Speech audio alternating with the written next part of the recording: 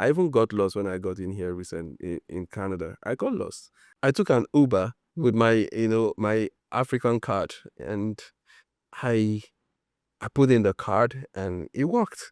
It took me to my destination. But upon arrival, they deducted the money. It was good. Now, when I wanted to go, I tried to book a ride, and the card wasn't worth anything. I was stranded. I was stranded.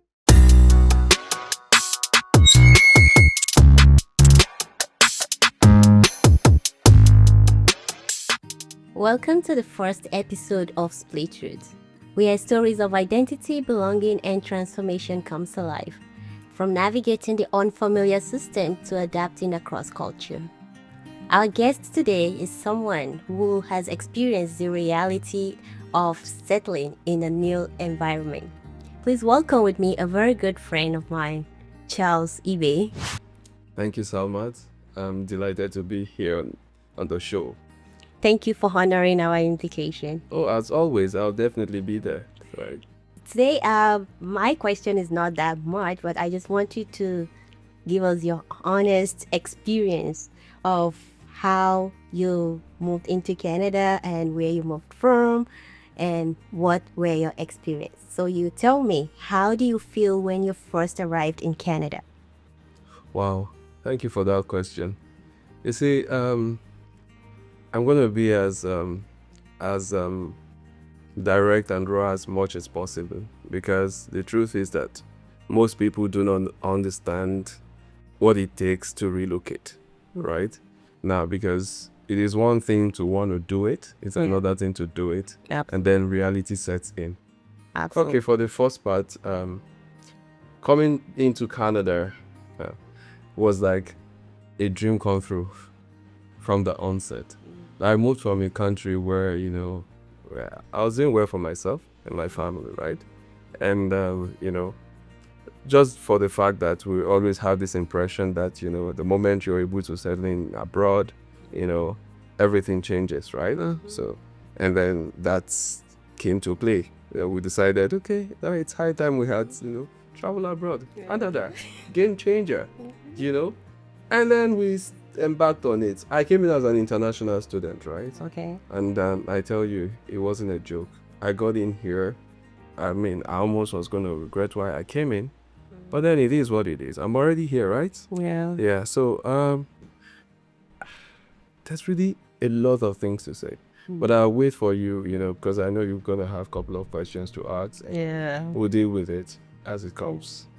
Okay. So what was the hardest part of adjusting to life in a new country, and how did you get through it? Okay, so for the most part, the most difficult part challenge I had here was first getting a job, right? When you leave your principal place of abode and then decide to go somewhere else, a foreign land where you literally have maybe one person, right? Things change, Settling in was tough. Now, I got in here for like a year. I didn't get a job, right? Couple of times I go for interviews, they see my resume and you're like, oh, nice resume.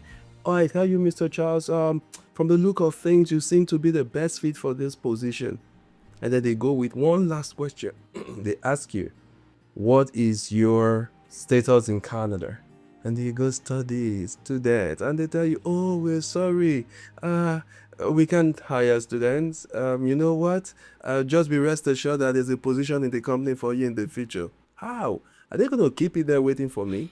No. It's not possible, right? Okay, so getting a job was tough, right? And then settling into the expenses of Canada was another thing.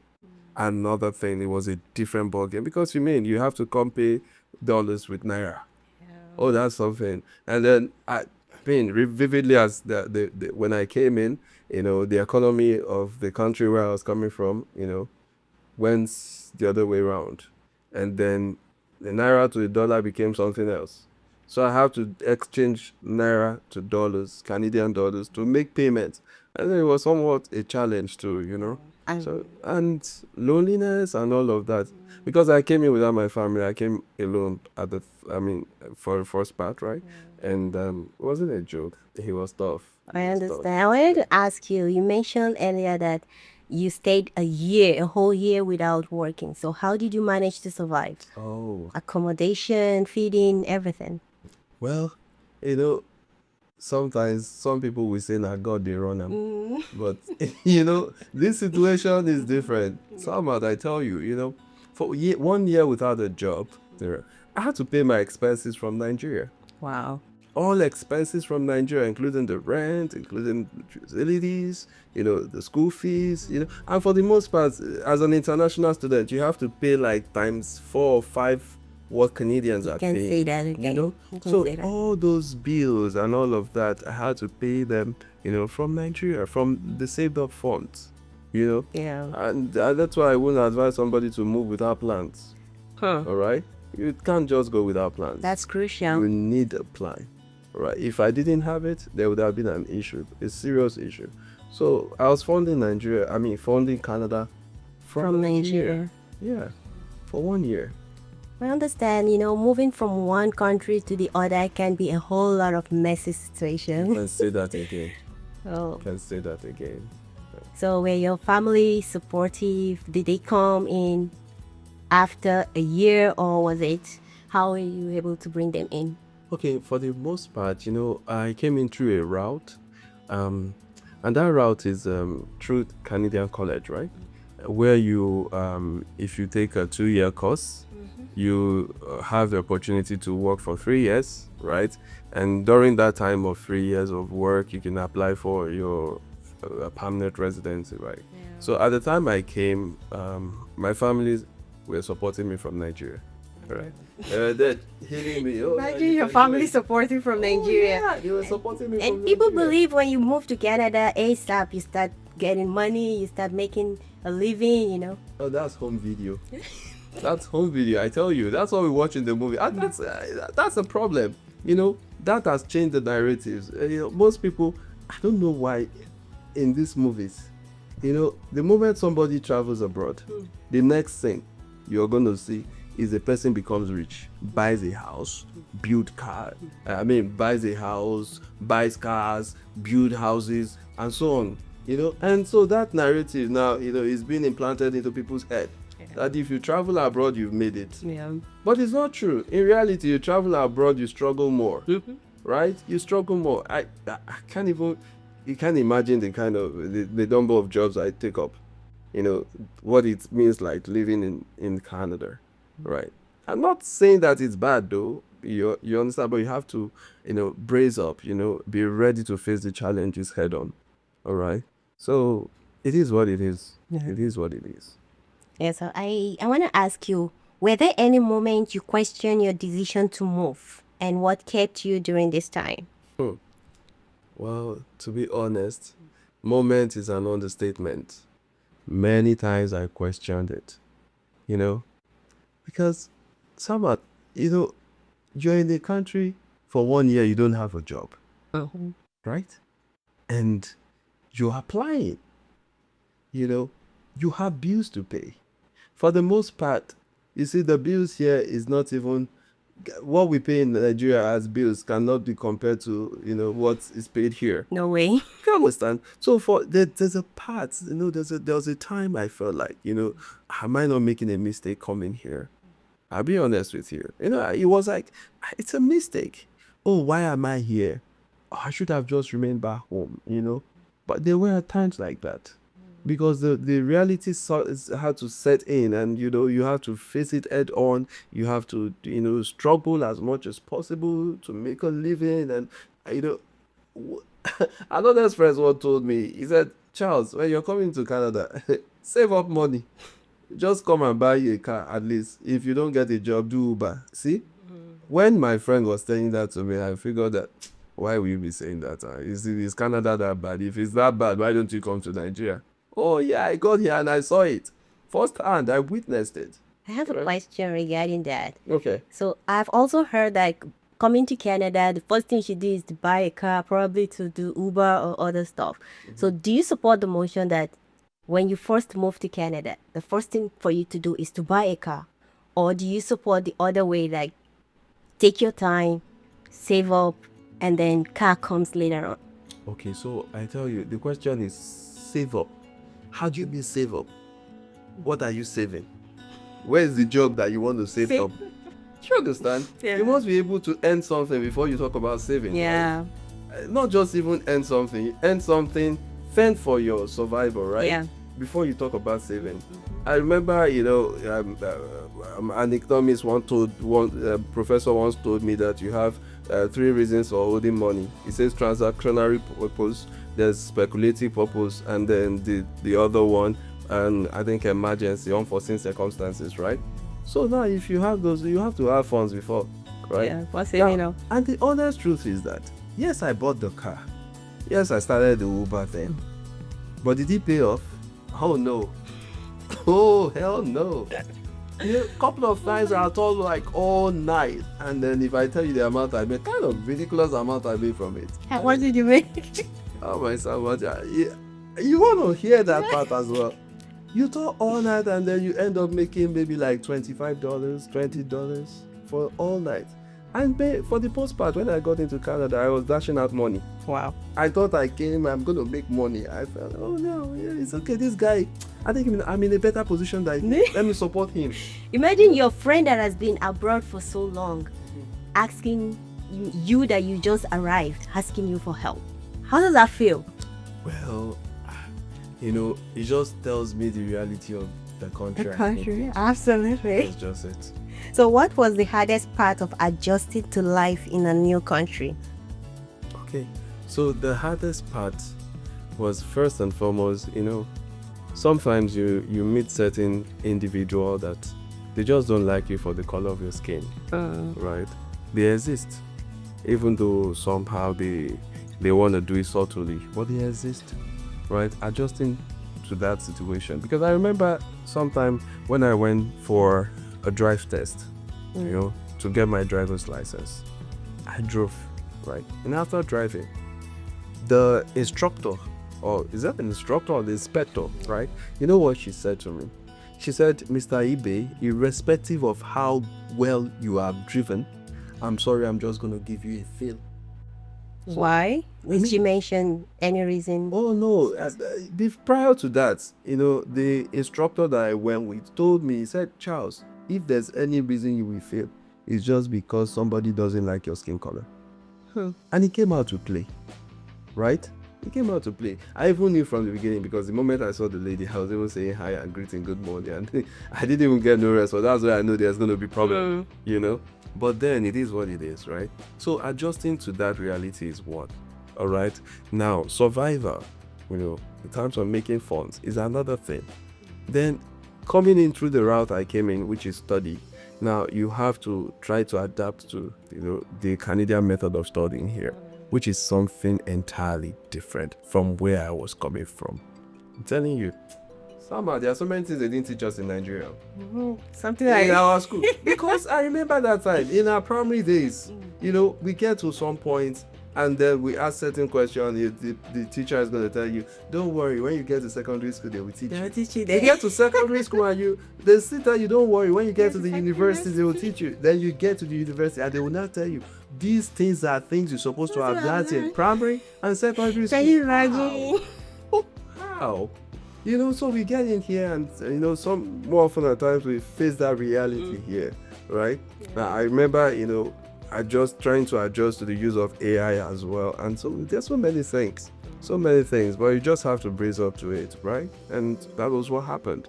So it was a lot. It was a lot. If I keep going on and on and on, believe me, I'm going to overshoot the time and I won't exhaust it all.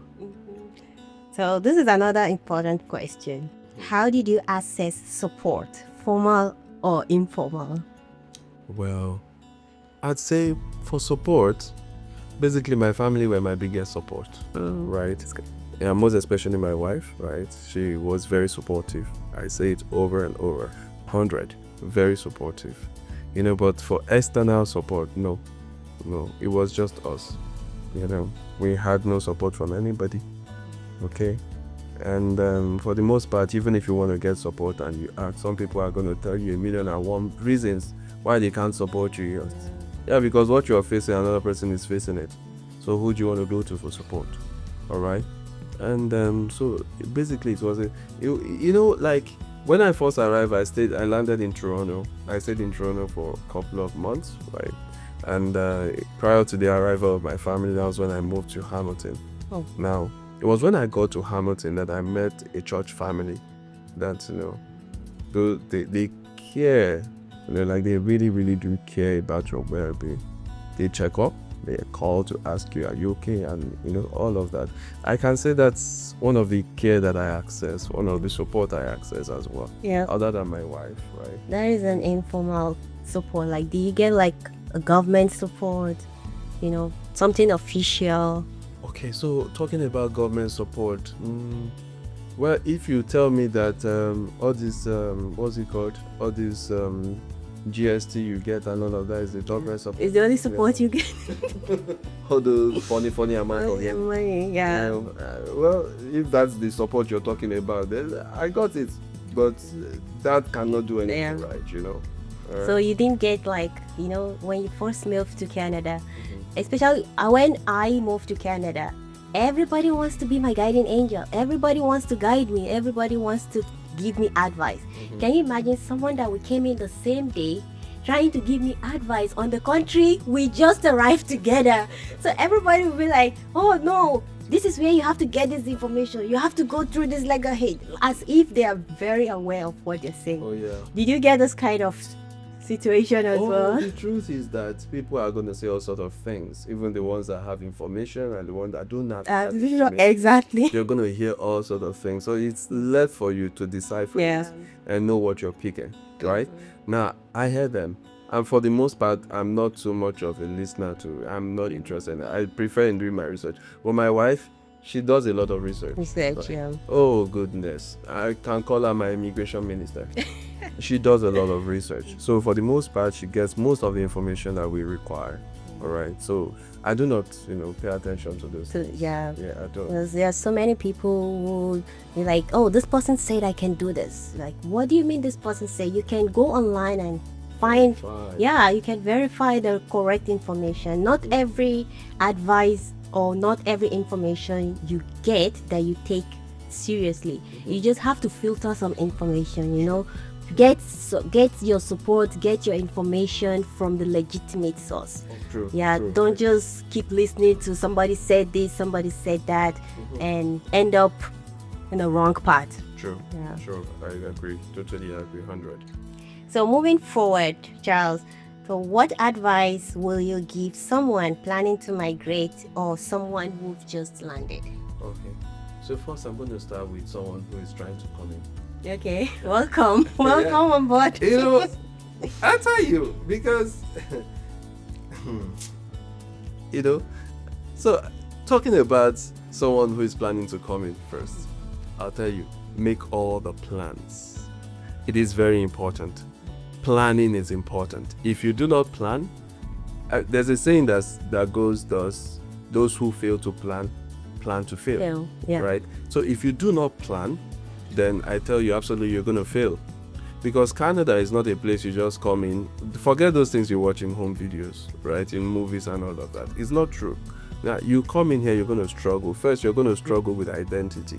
Now, you're a black man coming into a country like this, you're going to struggle with identity. You're going to struggle with finance, survival. You're going to struggle with jobs, right? How to get a job. You're going to struggle on how to navigate. Another thing you have to understand is the fact that I even got lost when I got in here recently in Canada. I got lost. I did not know there's anything called Presto card, right? It was from getting lost I got to know that there's something called Presto card. I got lost. I took an Uber with my, my African card, and I put in the card and it worked. It took me to my destination. But upon arrival, they deducted the money. It was good. Now, when I wanted to go, I tried to book a ride, and the card wasn't worth anything. I was stranded. I was stranded. I don't know. Limited. It was cold. Limited hope. Oh my goodness, it was cold. I did not know whether I should start crying or something. I was just on the road, walking up and down. I did not know what to do until I met a lady, and I was like, "Oh, this is the situation." And everything. And then she looked at me and she was like, "Okay, you're new. All right, you got to go on bus, blah blah blah." And then she showed me how to use the app, the Google app, for buses and all of that. She helped me. She guided me, right, and then showed me how to get the Presto card. It was one thing I had to deal with. So I talk about planning. Planning is important. Save up. You need funds. You need real funds. If you have to survive here, you need real funds, because sometimes you have this plan of, when I get there, in the next 3 months, I should have a job. In the next 6 months, I should buy a car. In the next 8 months, I should buy my house. It doesn't work like that. It doesn't work like that in reality, because when you have those plans and you come in here, reality then sets in. Yeah. And you find out that, oh, no, you made a rubbish of yourself. So you need to plan. You need to plan. Very important. Okay? Yeah. And then for those who are here already, now, get information as much as possible. Now, do not just try to venture into things you do not have information about. Ask questions. Ask questions. You're in already. You're in already, and you want to move from being a student or whatever to getting a permanent residency. Or ask questions. Make research. If it takes you calling IRCC to ask for information, do that.